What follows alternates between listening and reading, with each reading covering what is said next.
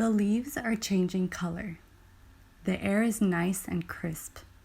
Apple picking, pumpkin patches, and all the fall things are in full effect. This is my favorite season. But I can't embrace the glorious fall season without also acknowledging the Halloween that comes along with it. Whether or not Muslims take part in or celebrate Halloween has been a hot topic over the past few years. Or maybe I have just been paying attention more since having kids of my own. So let's talk about it. I want to start off by saying that if you are looking for a yes or no answer or a clear-cut decision by the end of this post, this is not my intention. You will not find that here. I myself am conflicted about the topic, and this post is merely a space where I will air out my thoughts on Halloween as an American Muslim raising a family. Certainly, there are many Muslim families who embrace Halloween for the fun that it is, and there are those who do not take part in it. I don't intend to judge either side. I grew up going to Islamic school and was raised in a pretty conservative community. The idea of going trick-or-treating didn't really attract me personally, and I never felt left out of the festivities when I would see my neighbors going around. It just wasn't important to my family or the community that I was in. We were taught that this tradition is not a part of Islam or our identity as Muslims due to its pagan origins.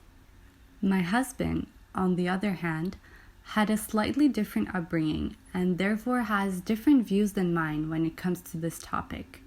Although he did not celebrate Halloween growing up, he went to public school and was not as heavily immersed in our conservative Muslim community as I was. This becomes even more challenging when we have family members who take part in Halloween. I'm still uneasy about the idea of taking part in it. Maybe it's because of the holiday's pagan origins, or that I just don't like to follow the crowd. Every time October comes around, however, my husband reminds me that it won't be much longer until our daughter, who's turning 3 this month, will start noticing that she's not going out in a costume and trick-or-treating, and that we will need to make a decision with legitimate reasons to back it up. More importantly, we will need to come up with reasons that convince us in either direction. It seems that this divide in opinion is very much the norm in many American Muslim households and communities. After getting some feedback on a survey I conducted on my public Instagram account, I realized that there are many in the same boat as my husband and I. The majority of my audience did not grow up celebrating Halloween and do not allow their kids to go trick-or-treating. Although they do believe that the holiday has moved away from its pagan roots and is now a fun activity to do with loved ones. Granted, I'm going by those who responded to my Instagram survey. Surely there are many other opinions and practices around the subject of Halloween. When it comes to controversial issues in Islam or gray areas, the majority of Muslims tend to refer to the hadith that states that the Prophet ﷺ says that when you're doubtful, that which is lawful is clear, and that which is unlawful is also quite clear. Between these two is that which is ambiguous, which most people do not know.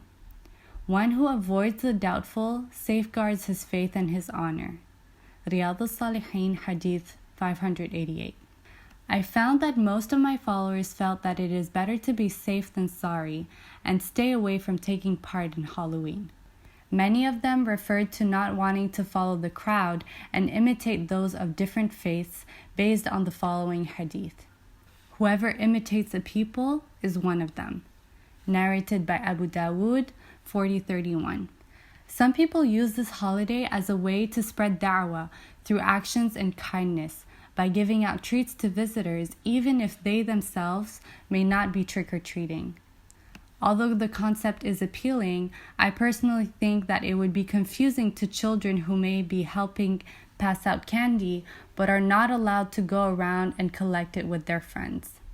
I feel like the idea would work best if the children are old, mature, and grounded enough to understand the reasons why they don't celebrate. but still would like to take part in the sunnah of being kind to neighbors. I really think that there is no right or wrong answer when it comes to this topic. Every family dynamic is different, and as with many topics in Islam, Muslims practice religion on a spectrum and in different ways. We are all trying to do our best to do what is right for ourselves and our families. So if you come across someone who may not share the same views as you do on a controversial topic, be kind. We will not agree on everything, especially when it comes to religion. But that does not mean that some of us are better Muslims or practice more correctly. Do your research, make an informed decision, and leave the rest to God. Allah subhanahu wa ta'ala knows best.